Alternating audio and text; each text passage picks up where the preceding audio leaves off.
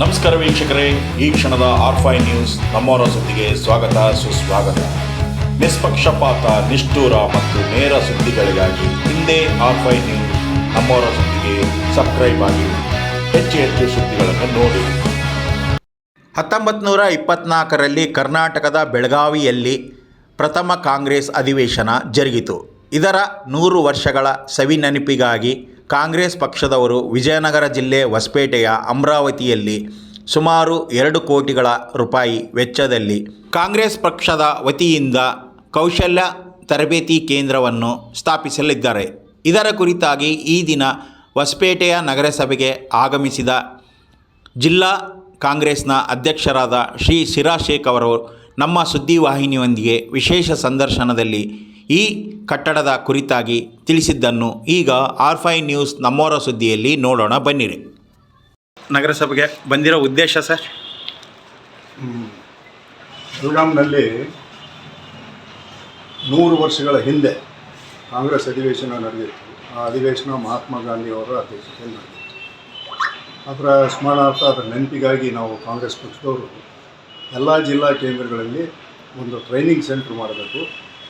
ಅದರಿಂದ ಈ ಜನಕ್ಕೆ ಉಪಯೋಗ ಆಗಬೇಕು. ಕೌಶಲ್ಯಾಭಿವೃದ್ಧಿಗಳ ಒಂದು ಟ್ರೈನಿಂಗ್ ಕೊಡುವ ನಿಟ್ಟಿನಲ್ಲಿ ನಾವು ಕೆಲಸ ಮಾಡಬೇಕು ಅಂತೇಳಿ ನಮ್ಮ ರಾಜ್ಯಾಧ್ಯಕ್ಷರಾದಂಥ DK ಶಿವಕುಮಾರ್ ಅವರ ಒಂದು ಆದೇಶ ಇದೆ.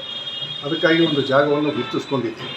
ಆ ಜಾಗಕ್ಕೆ ಬೇಕಾದಂಥ ಅಪ್ರೂವಲ್ಸು ಮತ್ತೊಂದು ಇನ್ನೊಂದು ಬೇಕಾಗಿದ್ದಕ್ಕೆ ಇವತ್ತು ನಾನು ನಗರಸಭೆಗೆ ನಮ್ಮ ಎಲ್ಲ ಸದಸ್ಯರ ಜೊತೆ ಬಂದು ಕಮಿಷನರ್ ಅವರಿಗೆ ಕಂಡು ಅದನ್ನು ಮಾಡಿಕೊಡ್ರಿ ಅಂತ ಹೇಳೋದಕ್ಕೆ ಬಂದಿದ್ದೆ.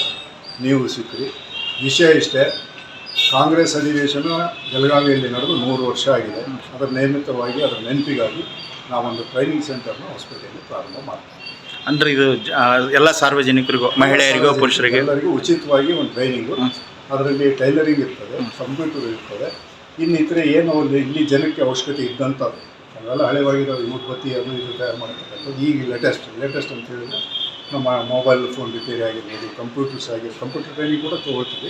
ಅದನ್ನೆಲ್ಲ ಸೇರಿಕೊಂಡು ಅದರ ಪೂಜೆಯನ್ನು 28ನೇ ತಾರೀಕಿಗೆ ಮಾಡ್ತಾಯಿದ್ವಿ. ಸ್ಥಳ ಎಲ್ಲಿ ನಿಗದಿ ಮಾಡಿರಿ ಸರ್? ಇಲ್ಲಿ ನಾಗಪ್ಪನ ಕಟ್ಟೆ ಹತ್ರ ಒಂದು ಲೇಔಟ್ನಲ್ಲಿ ಒಂದು ಜಾಗವನ್ನು ಗುರುತಿಸಿದ್ವಿ. ಸುಮಾರು 2600 square feet CS i ten sir? CS ಐಟಿಗೆ 30 ವರ್ಷಗಳಿಗೆ ಗುತ್ತಿಗೆಯನ್ನು ಕೊಟ್ಟಿದ್ದಾರೆ. ಅದಕ್ಕೆ ನಾವು ಸುಮಾರು 30 ಲಕ್ಷ ರೂಪಾಯಿನ ನಾವು ಪಕ್ಷದ ವತಿಯಿಂದ ಪಾವತಿ ಮಾಡ್ತೇವೆ. ಪಕ್ಷದ ವತಿಯಿಂದ ಅಂತ ಹೇಳಿದರೆ ಟ್ರಸ್ಟಿನ ಎಲ್ಲ ಸದಸ್ಯರು ಮತ್ತು ಕೆಲವರು ದೇಣಿಗೆ ಕೂಡ ಕೊಡ್ತಾ ಇದ್ದಾರೆ.